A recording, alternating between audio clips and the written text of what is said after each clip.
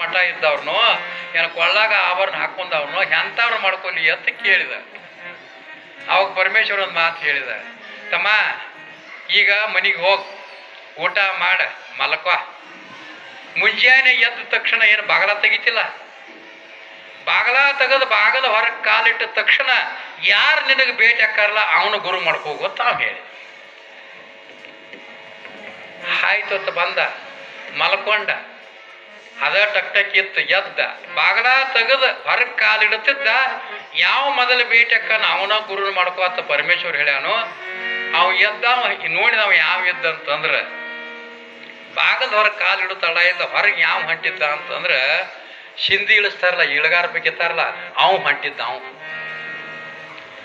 ಬಗಲ ಮೇಲೆ ಎಲ್ಲ ತನ್ನ ಸ್ವಾಮಾನ ಕೆಟ್ಟ ಫಸಲು ಹೊಲಸಕ್ಕಂತ ಮಗಿ ಬಾಯಿ ಎಲ್ಲ ಹೊಲಸ ಅರಿ ಹೊಲಸ ಇಂಥದ್ದು ಮಾಡ್ಕೊಂಡು ತಾನು ಕೆಲಸಕ್ಕೆ ಸಿಂಧಿ ನೀರ ಇಳಿಸ್ತಾರಲ್ಲ ಅದನ್ನು ಮಾಡಕ್ಕೆ ಹೊಂಟಿದ್ದ. ಅವ ಇನ್ನು ಹೇಳ್ಯಾರ ಪರಮಾತ್ಮ ಏನು ಮಾಡೋದು ತಿಳ್ಕೊಂಡು ಹೋಗಿ ನಮಸ್ಕಾರ ಮಾಡಿದ. ಇವು ಹೆಚ್ಚಿನಾವಿದ್ದ, ಅವ್ನು ಕಡಿಮೆ ಅವಿದ್ದ. ಅವಾಗ ನನಗ್ಯಾಕೆ ನಮಸ್ಕಾರ ಮಾಡ್ತಿತ್ತ ಅವ ಅಂದ. ಪರಮಾತ್ಮ ಹಿಂಗೆ ಹೇಳ್ಯಾನು, ನಾಳೆ ಎದ್ದ ತಕ್ಷಣ ಯಾರು ಭೇಟಿ ಹಾಕಾರಲ್ಲ ಅವನು ಗುರುಗಳನ್ನ ಮಾಡ್ಕೊತ ಹೇಳ್ಯಾನು, ನೀನ ನನಗೆ ಗುರು ಅಂತ ನೀವು ಅಂದ. ಹೌದು ಕರೆ ಐತೆ ಅಂದ ಅವನು. ಅದಕ್ಕೆ ಹೇಳ್ಯಾನ, ನಾವು ನನಗೆ ಗೊತ್ತೈತೆ ಅಂದ. ನಿನಗೆ ಧ್ಯಾನ ಮಾಡಕ್ಕೆ ಉಪದೇಶ ಕೊಡ್ತೀನಪ್ಪ ಅಂತಂದ. ನಾಮಸ್ಮರಣೆ ಮಾಡಕ್ಕೆ ಹೇಳಿದ, ಉಪದೇಶ ತಗೊಂಡ. ಅವನ ಗುರು ಆದ, ಇವ ಶಿಷ್ಯ ಆದ. ಏನು ಕಾಡಾಕೈತಂದ್ರೆ ಅವ ಇಳಗಾರವ ಆದ, ನಾ ಲಿಂಗಾಯತರವ ಆದ್ನಿ. ಅವ ಕಡಿಮೆ ಜಾತಿ ಅವ ಆದ, ನಾ ಹೆಚ್ಚಿನ ಜಾತಿ ಅವ ಆದ್ನಿ. ಇದು ಒಳಗೆ ಚಾಲು ಆತ್ರಿ. ಕಲ್ಮೇಶ್ವರ ಮಹಾರಾಜರಿಗೆ ಹಿಂಗ ಆತ. ಉಪದೇಶ ತಗೊಂಡ್ರೆ ಎಲ್ಲ ಬರೋಬ್ಬರಿ ಆತ. ಕಲ್ಮೇಶ್ವರ ಮಹಾರಾಜರ ಮನುಷ್ಯನಾಗ ಏನು ಬತ್ತಂದ್ರೆ ನಾ ಲಿಂಗಾಯತರವ ಆದ್ನಿ, ಅವ ಗಾನಿಗಾರವ ಆದಲ್ಲ. ನಾ ಲಿಂಗಾಯತರವ ಆದ್ನಿ, ಅವ ಗಾನಿಗಾರವ ಆದಲ್ಲ. ಚಲೋ ಆತ. ಪ್ರಸಂಗ ಹಿಂಗ ಬರ್ತದೆ ಅಂತ ಹೇಳಕ್ ಬರಂಗಿಲ್ಲ. ಇದನ್ನ ನಂದೇಶ್ವರದೊಳಗೆ ಹಂಗ ಸಂಶಯ ಕಾಡಾಕತ್ತಿತ್ತ. ಮಾದೇವ ಮಹಾರಾಜ್ ಹೇಳ್ತಾರೆ, ಸಂಶಯ ಭಾಳ ಕೆಟ್ಟ. ಏನಾಗಿತ್ತಂತಂದ್ರೆ ಒಬ್ಬ ತೆಮ್ಮಿ ತಗೊಂಡು ಹೋಗ್ಯಾನ, ಸಂಡಾಸ ಕುತ್ತಾನ. ನೀರು ಮುಟ್ಟಿ ಎದುಟೊಳಗೆ ಏನತಿ ಒಟ್ಟು ರಗತನ ಬಿದ್ದು ಬಿಟ್ಟತಿ. ಬದ ರಗತನ. ಒಂದವ ನಂದೆಲ್ಲ ಹೋತ, ನಂದೆಲ್ಲ ಶರೀರದೊಳಗೆ ರಗತ್ ಹೋತ, ಮುಡ್ಸ್ಕೊಂಡು ಅಲ್ಲೇ ಬಿದ್ದಾನ. ಹ್ಯಾಂಟ್ ಬಂದಾಳ, ಹಿಂಗ್ಯಾಕೆ ದವಳನ ಅಂದಾಳ. ಏನಿಲ್ಲ, ನಂದೆಲ್ಲ ರಗತ್ ಹೋಗೈತಿ ಹೇಳಕ್ಕೆ ಬರುವಂತಂದ್ರೆ ರಟ್ಯಾಕ ಹಾಕೊಂಡು ಮನೆಗೆ ತಗೊಂಡು ಬಂದಾಳ. ಬುರುಗುಡದ ಹುಡುಗ ಹೊರಗಿಂದ 10 ವರ್ಷದ ಹುಡುಗ ಅವ ಹುಡ್ಕೊತ್ ಬಂದತ್ತೆ.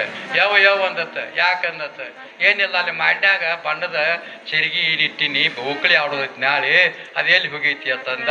ಅಂತ ಇವು ಅದನ್ನ ತಗೊಂಡು ಹೋಗಿದ್ದೀವಿ ಗಂಡಗ ಅವರು. ಬಣ್ಣದ ನೀರು ತಕ್ಕೊಳ್ಳೋಟ್ರಿಗೆ ನನ್ನ ರಗತ್ ಹೋಗೈತಿ ಅಂತಾನೆ. ಯಾರ್ದು ಹೋಗೈತಿ ಏನಿಲ್ಲ.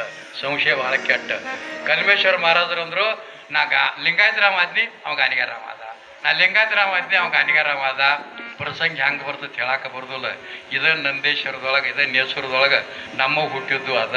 ನಂದೇಶ್ವರನ ಅಲ್ಲಿ ಭಜನ ಹಚ್ಚಿದ್ರು. ಭಜನ ಹಚ್ಚಿದಾಗ ಏನಾಗಿತ್ತು ಅಂತಂದ್ರೆ ಕಲ್ಮೇಶ್ವರ ಮಹಾರಾಜ ಭಜನಾಕ್ಕೆ ಹೋಗಿದ್ರು. ಭಜನ ಹಾಡೋದು ಇನ್ನು ಅವ್ರದ ಇತ್ತು. ಮೊದಲು ಇಬ್ಬರು ಹಾಡಾಕತ್ತಿದ್ರು. ಏನು ಹಾಡಾಕತ್ತಿದ್ರು ಅಂತಂದ್ರೆ, ಹೇಗಿದ್ದರು ಚಂದ ಜ್ಞಾನಿಯೋ, ಹೇಗಿದ್ದರು ಚಂದ ಜನ್ಮ ರೋಗವನ್ನಳಿದು ಬ್ರಹ್ಮಾನಂದ ತಾನಾಗಿದ್ದರೆ ಹೇಗಿದ್ದರು ಚಂದ ತಿಳ್ಕೊಂಡ ಅವರಿಬ್ಬರು ಭಜನೆ ಹಾಡಾಕತ್ತಿದ್ರು. ಒಬ್ಬರು ಅಲ್ಲಿ ಕುಡುಕ ಕೂತಿದ್ರು. ಹಿಗ್ಗಿದ್ರು ಚಂದ ತಿಳ್ಕೊಂಡು ಹೆಗಲ ಮೇಲೆ ಕೈ ಹಾಕಕ್ ಬಾದ.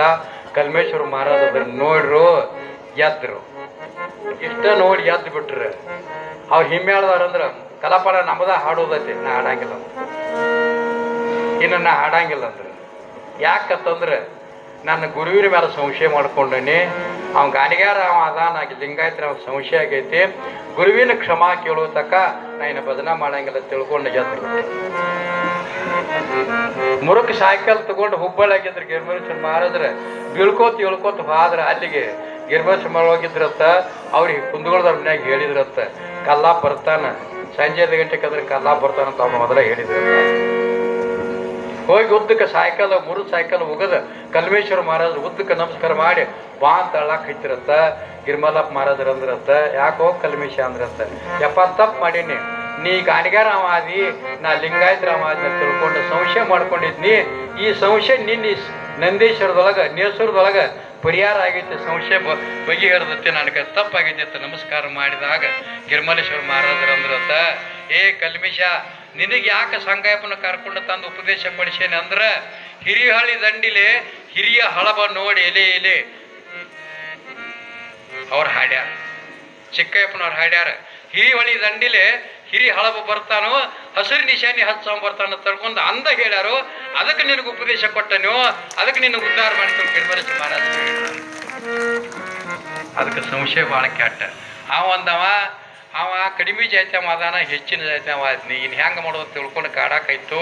ಇನ್ನೇನಿಗೆ ಮಾಡ್ಬೇಕಂತೇಳಿ ಮತ್ತೆ ಪರಮೇಶ್ವರ ಕಣ್ಣೆ ಆದಂತ ಹೋಗಿ ನಮಸ್ಕಾರ ಮಾಡಿಯಪ್ಪ, ನೀ ಎಲ್ಲ ಉಪದೇಶ ತಗೊಂಡು ಅವರೇ ಇಳಗಾರವ, ಸಿಂಧಿ ಇಳಿಸ್ತಾನೋ, ದಿನ ಕುಡಿತಾನೋ, ಅದೇ ಕೆಲಸ ಮಾಡ್ತಾನೋ, ನನಗೆ ಅವ್ನು ಗುರು ಅದ, ನಾ ಹೆಚ್ಚಿನ ಜಾತ್ಯವ, ನಾ ಹ್ಯಾಂಗೆ ಮಾಡಲಿ ಅಂತ ನೀವು ಹೋಗಿ ಅವನ ಮುಂದೆ ಹೇಳ್ಬಿಡ್ಲೆ ಪರಮಾತ್ಮ ಅಂದತ್ತ. ಗುರುಗಳ ಸಲುವಾಗಿ ಮಗನ ನೀ ಅವನ ಗುಣ ಎಣಿಸಿದಿ ಅಂದ ಬಳಕ ನಿನಗೆ 84 ಲಕ್ಷ ಜನ್ಮ ಯೋನಿ ಆಗಿ ಹೋಗ ಮಗನ ಅವ ಅಂದ್ಬಿಟ್ಟು ಶಾಪ ಮಾಡ್ತ. ನೀವು ಅಂದವ ಮೊದಲ ಚಲೋ ಲೋಪ ಅಂದವ, ಆ ಕಡೆ ಅದು ಇಲ್ಲ, ಈ ಕಡೆ ಇದು ಇಲ್ಲ, ಅವ ಹಂಗಂದು ಇವ್ ಹಿಂಗಂದ ಆ ಜಾತ್ಯಾವ ಈ ಟೈಮ್ ನಾವು ಹೆಂಗೆ ಮಾಡೋದಂದೇನು ಅದು ಕಟ್ಯಾಕ ಇತ್ತು. ಹಂಗೆ ಬಂದು ಸರಿ ಸಾಯಕಾದ ಏನು ಯಾಕೆ ಆಗೋದಕ್ಕ ಹೆಂಗೂ ಗುರುಗಳು ಮಾಡ್ಕೊಂಡಿದ್ದೀವು ಅವ್ರನ್ನ ತಿಳ್ಕೊಂಡು ಹೋಗಿ ನಮಸ್ಕಾರ ಮಾಡಿದಂತ ಒಂದು ತಿಂಗಳ ದಿನ ಹೋಗಿದ್ದಿಲ್ಲ ಗುರುಗಳ ಕಡೆ. ಯಾಕೋ ತಮ್ಮ ಬಂದಿಲ್ಲ ಅಂದರು. ಯಪ್ಪ ಬಂದಿದ್ದಿಲ್ಲ ಅಂತ, ಯಾಕೆ ಬಂದಿದ್ದಿಲ್ಲ ಅಂತ ಕೇಳಿದ್ ಬಿಡ್ಲಿಲ್ಲ ಅವರು. ಹಿಂಗಾಗಿತ್ತಪ್ಪ, ನೀ ಹಿಂಗಾದಿ ನಾ ಹಿಂಗಾದ್ನಿ ಕೇಳಾಕತ್ ನಾವು ಹಂಗಂದ ಶಾಪ ಕಟ್ಟಾನ ಅಂದ್ರು ಬಿಡಿ. ಇವು ಸಿಂಧಿ ಇಳಿಸು ಗುರು ಅಂತ ಇವಾಗ ಅವನ ಶಿಷ್ಯಾಗ ಏನಂದ್ಯೋ ಅಂದ, ಪರಮೇಶ್ವರ ನನಗೆ 84 ಲಕ್ಷ ಜನ್ಮ ಯೋನಿ ಹೇಳ್ತಾರೆ ಶಾಪ ಕೊಟ್ಟನಂದ್ರೆ ಆ ಮಗ ನಿನಗೆ ಯಾಕೆ ಶಾಪ ಕೊಡ್ತಾನ ಇವ್ ಹೋತಾನ. ನೀವು ಏನಂದಿ ಅಂದವ, ಪರಮಾತ್ಮ ಶಾಪ ಕೊಟ್ಟಾನ, ಹೆಂಗೆ ಮಾಡಲಿ ಅಂದವ. ನೀ ನಾನು ಶಿಷ್ಯ, ಉದ್ಧಾರ ಮಾಡೋ ಶಕ್ತಿ ನನ್ನ ಕೈಯಾಗೈತೆ, ನಿನ್ನ ಮಣ್ಣು ಕೊಡೋ ಶಕ್ತಿ ನನ್ನ ಕೈಯಾಗೈತಿ, ನಿನ್ನ ಉದ್ಧಾರ ಮಾಡಿ ಅಲ್ಲ ಬ್ರಹ್ಮಜ್ಞಾನಿಗೆ ಮಾಡಿ ಗುರು ಮಾಡೋ ಶಕ್ತಿ ನನ್ನ ಕೈಯಾಗೈತಿ. ಪರಮಾತ್ಮ ನಿನಗ್ಯಾಕೆ ಶಾಪ ಕೊಡ್ತಾನ ಮಗನ ಅಂದವ. ಅವ್ ಮತ್ತೆ ಇನ್ನು ಹೆಂಗೆ ಮಾಡಲಿ ಅಂದ, ಅವ್ನು ಬರ್ಯಾಕೆ ಬರಂಗಿಲ್ಲ. ಹಿಂಗೆ ಮಣ್ಣ ಹೇಳ್ದಂಗೆ ಕೇಳ್ತೇನಂದ. ಅದಕ್ಕೆ ಮಾದೇವಿ ಮಹಾರಾಜ್ರ ಗುರುವಿ ನಿಮ್ಮ ಆಜ್ಞೆಯನ್ನು ಮೀರದೆ ನಡೆದವನು ನರನು ಎನ್ನಲು ಬೇಡ ಪರಮಾತ್ಮನು. ದಟ್ ಈಸ್ ಪರಮಾತ್ಮ, that is Guru, that is ಆತ್ಮ. ಅದೇ ದೇವರು, ಅದ ಪರಮಾತ್ಮ, ಅವನ ಗುರು. ಗುರುವಿನ ಆಜ್ಞೆ ಮೀರಬಾರ್ದಂತ ಬರದ. ನನ್ನ ಮಾತು ಕೇಳ್ತೇನಂದ್ರೆ ಗುರುಗಳು ಕೇಳ್ತೇನ್ರಿಪ್ಪ ಅಂದ್ರೆ ರಗಡಾಗೈತೆ ಅಂದ. ಈಗ ಮಾಡ್ಕೊಂಡು ಹೆಚ್ಚಾಗೈತೀನಿ ಹೆಂಗೆ ಮಾಡಲಿ ಅಂದ. ಹಂಗಾದ್ರೆ ನೆಲ ಸಾಫ್ ಮಾಡಂದ. ಹಿಂಗೆ ನೆಲ ಸಾಫ್ ಮಾಡಿ ಅವನ ಕಡೆಯಿಂದ ಇವ್ ಕಲ್ತಿದ್ದಿಲ್ಲ ಗುರು. ಅದ್ರ ಮ್ಯಾಲ ಬರಿಸಿದತ್ತು 84 ಲಕ್ಷ ಯೋನಿಗಳನ್ನು ಬರಿಸಿದತ್ತು. ಏನು ಮಾಡೋದಂದ, ಈ ಕಡೆ ಉದ್ದಕ್ಕೆ ಮನಕ ಅಂದ. ಹಿಂಗೆ ಏನು ಮಾಡಿದ, ಹಿಂಗೆ ಉಳ್ಕೊತ ಹೋಗ್ಬಿಡು ಮಗನ ಹೊತ್ತು ನೋಡ. ಶಾಪ ಕೊಟ್ಟ ಅವನ ತೆಗಿತಕ್ಕಂಥ ಶಕ್ತಿ ಅವುಗಿಲ್ಲ, ಅಪ್ಪಗಿಲ್ಲ, ಬಂಧುಗಳಿಗೆಲ್ಲ, ಬಾಂಧವರಿಗೆಲ್ಲ.